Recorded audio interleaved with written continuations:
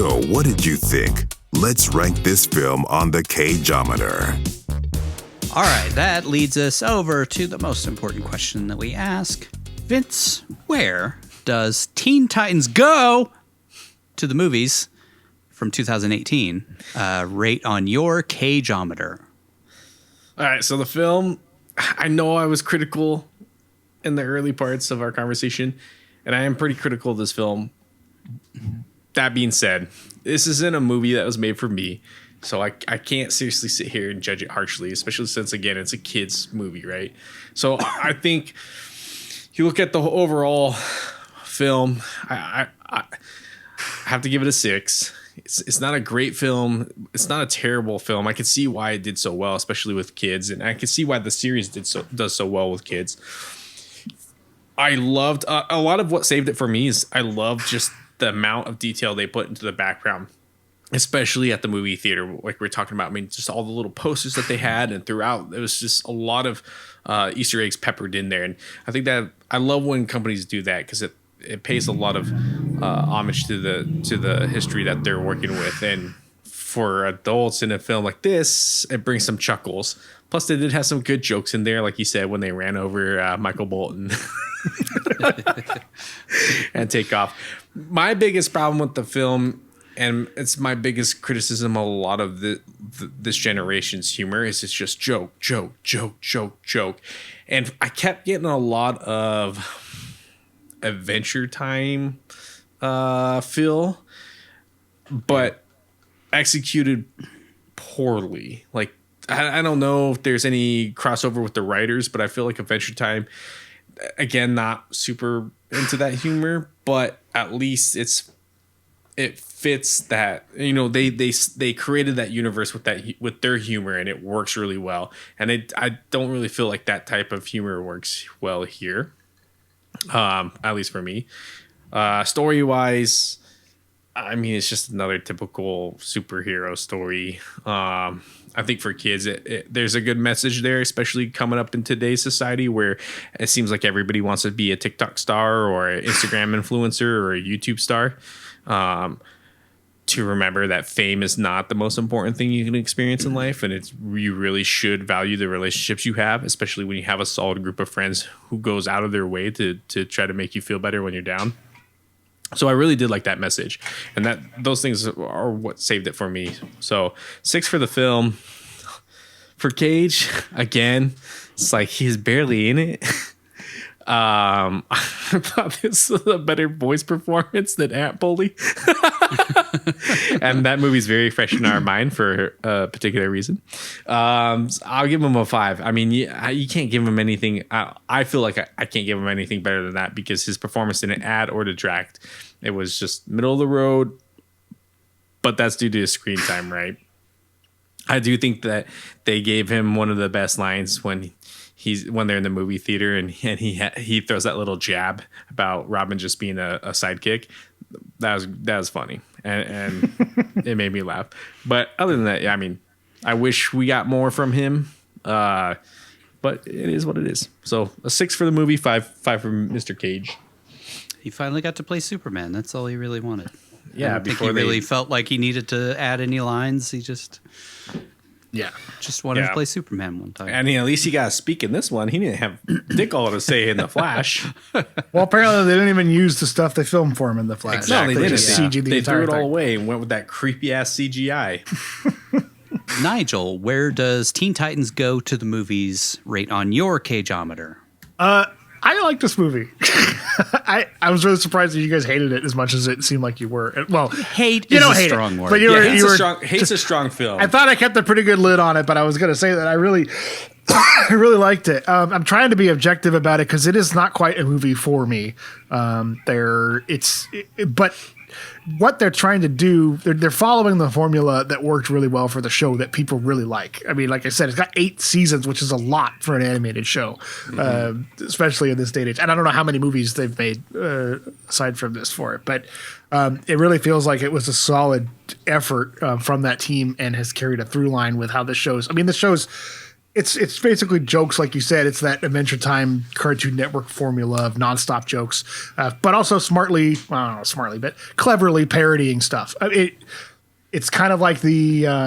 It reminds me a lot of the Animaniacs, which I didn't like as a kid. I love that show. I would probably like it more now as an adult because I kind of like that meta-referential parody stuff that this movie does, and I think Animaniacs did a lot of that.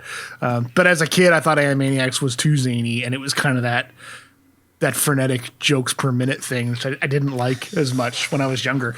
It wasn't, but it wasn't as frenetic. It was zany. Yeah, it's that's definitely in their theme song. They let the jokes breathe, and a lot of their jokes are pretty intellectual. I mean, they were making references that went over most kids' heads. I mean, talking about previous. I mean, they make like a fucking Reagan joke at one point. Like, as a kid, you're like, oh, I don't know who the fuck it is, but it's funny. Yeah, so I don't know. Maybe it's because I have ADHD that's undiagnosed, but this kind of, But I've also Dr. WebMD. I mean, I've watched a lot of children's programming, and a lot of it is garbage compared to this. So I might have a different perspective than you guys have. Oh, yeah. 100%. Yeah. 100%. So this movie is entertaining, I think, for kids. It's entertaining for adults, even if you don't really care about the dumb fart jokes and stuff. Like you said, there's stuff you can look at in the background of all the stuff you've seen. There's little jokes peppered in there. There's visual gags. It never lingers on stuff to its detriment. But I'd give it an 8 out of 10. Honestly, for what it set out to do. The music's great. The writing's whatever. You got to remember the audience for this is probably 10-year-olds, and then also adults who were 10 years old when the show came out and watched it, stuff. And I think it hits both of those and keeps people in all of those age ranges happy.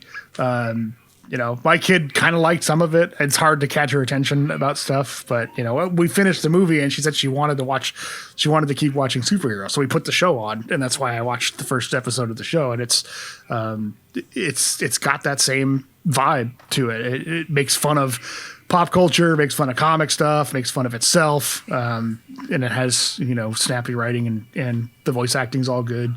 So yeah. Now you get 8 seasons of it you can watch with her. I don't think I will, but like I said, it's not like I don't like giving it an 8 out of 10, but he won't watch the show. Well, that's what I mean. Like I'm trying to be objective. I think for what it was, it was as it's on its own, what it's trying to deliver as its own standalone product. I think it did a great job of it. Lingering a lot on the poop and fart jokes, and some of the stuff was kind of.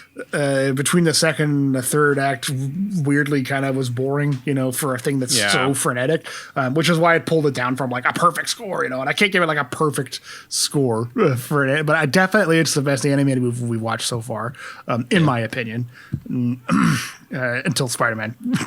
Until Spider-Man, but yeah, I mean, it's great, and it's mercifully short. It's fun. It's a fun movie, especially if you like pop culture and you like comic books and comic book movies. It felt like it's poking fun at not just DC stuff, which it is, poking fun at DC film efforts, but just the comic book genre as a whole, as it was in 2018, where you had, it's weirdly, it felt like it's poking more fun at the Marvel success than the DC success, but it's never like in mean spirited. I think it makes Marvel jokes, but they're never like, Marvel sucks. It's like making jokes about like, yeah, people like this stuff. Like, hey, you guys are the Guardians of the Galaxy. We recognize that because we like Guardians of the Galaxy. And they're like, no, we're the Teen Titans. Why does nobody know who you are? I liked the opening where they were like flipping through the comic. Yeah, just it was like a the Marvel one. thing. Yeah. Wait, that's something else. No. Yeah, so you get the sense that it's a love letter from the creators of it, and they really, like making this. They like comics. They like comic book movies across the spectrum. They know what it's like to be in the Hollywood system, even though they make kids show cartoons. So they're making fun of that. And yeah, it's a solid movie. And it seems like a lot of people enjoyed it as well, particularly younger fans and fans of the Teen Titans Go. Yeah. Yeah, it's just with kids movies. I don't know. This is where I come from, and it's like there are so many great, and Pixar. I mean, fuck, I'll just go to Pixar, and even Disney has elevated their animated stuff. There are so many really good kids movies out there that I guess maybe just because of the type of humor, this one, that's why it fell short for me. But I try. Yeah. I really was trying not hard to beat it up. It's not a movie for me, and like you said, there are a lot of moments in this film that definitely were enjoyable because it did feel like it was geared for an adult audience. And having the history with DC that I have, I did like some of those jokes that they were putting in there. But yeah, there are really good kid movies out there, and I just feel like this one doesn't meet those standards. True. I mean, I'm not going to say we're going to stack it up against Into the Spider-Verse, but they're not on the same caliber, and I don't think it's trying to be. I think it's trying to execute on the formula that, I mean, you wouldn't take a show like the Animaniacs and put that up against, I don't know, Wall-E or something. Like they just feel like completely different arenas, you know. But I would put it up against Breaking Bad, which I feel like Breaking Bad stole a lot of themes from the Animaniacs. I guess. I mean, that's an episode. I suppose you can do that. I don't know if I'm voicing what I'm trying to say, but I don't know. I felt like the vibe of this movie fit perfectly with what it was doing. So I don't know. It just worked for me. It's not something that's like fantastic that I would normally want to watch more of, but I probably will as my kids get older. And I wouldn't mind tossing that on because there's enough jokes that adults would get that it's like, that's pretty funny. Like the first episode, like I said, they had Darkseid in it, but he's voiced by Weird Al. So it's like, which is just funny to me because you take one of the, most grimdark villains in DC, and it's like, it's just Weird Al doing the voice. So it's like, it's funny. Okay, get into Cage's performance. It's like a 5 again. It's the same thing that we've just said. It just feels like another one where it's just Cage reading lines for a day, and he's not really. I kind of wonder if this is like maybe it's a good thing we didn't get him playing Superman in the 90s because I really don't know what it would have looked like. Like. He doesn't sound like Superman in this movie. He sounds like Nicolas Cage, which is the joke. I mean, that's the joke for any adult who knows that Nicolas Cage was supposed to play Superman. He gets to play Superman. You could have got a more traditional sounding Clark Kent Superman voice actor if you were just going to have him play as Superman. So, but it's just Nick Cage. Like it's kind of distracting once you get over that's funny. It's Nick Cage playing Superman. Like he's in it more than I thought he would be in it. And then every time he talks, it's just sort of like, oh, okay, it's just Nick Cage reading lines in a booth. So I mean, 5. It's not bad. It's not great. I don't know what else you can get. You can't really give him a lower score. You can't give him a higher score because he's not a main character and he was just doing what they told him to do. And again, the joke was Nick Cage playing Superman. So yeah, I get that. That's it. Much better score than I expected with 8 out of 10. On my Cageometer, I'm going to give the movie a 6. Even after having the, like I said, I don't know if it's a blessing or a curse that I have to watch these movies scene by scene in order to do the breakdowns. But I ended up liking the movie a lot more the second time around, but I still feel like I'm going to give it a 6 just because it's so frenetic and really just like wall to wall, just like nonstop. Like it's just go, finish. Even at the end, like they didn't even let the like final speech breathe before Robin was like making a joke about asking where babies come from and shit. Like at the very end, and I don't know. It's just not for me, but I really appreciate. Like I feel like it's a great satire of Hollywood in general. The music was great. The animation is beautiful and amazing. Like you said, the background jokes are great. They did a great job with all of the characters and stuff, the designs and all that kind of stuff. I mean, that's coming from the TV show, which I'm kind of surprised that they haven't had Deathstroke in the TV series up to this point, or maybe they just pretended that they hadn't met Deathstroke before, but they say like they had never met Slade up to this point. So it's kind of amazing that they went 8 seasons without having Deathstroke. It probably is just like you can't have a character named Deathstroke in a show for 7-year-olds. Yeah, it's just too harsh. And he's a contract killer, as far as I know. So it's like, It's kind of like the Red Hood too, It's like you can't really put that character in. Yeah, Red Hood has only appeared in the animated movies. He was never in the animated show. But ultimately, I mean, I think the movie is pretty solid. I mean, they definitely accomplished what they set out to do, and like for the most part, I think it's great. It's just, it's very, very frenetic, and Yeah. the whole movie is just one big satire, and they do have the emotion there, but it's like so stomped on by jokes that it's just kind of like, I don't know, it just kind of muddles its own. I won't say message, but like it muddles the emotion. You don't get a chance to breathe. Yeah. The message, I feel like if you really are paying attention, the message never gets muddled or there's nothing taken away from that. But the emotional piece of it definitely is. Whereas like, not to compare it to, the next movie that we're talking about, but Into the Spider-Verse, they let the emotion sit and it does such a good job with that. And that it's hard to compare that because that's like that's a masterpiece. Dude. Yeah, and I think it's just the intended audience and the vibe.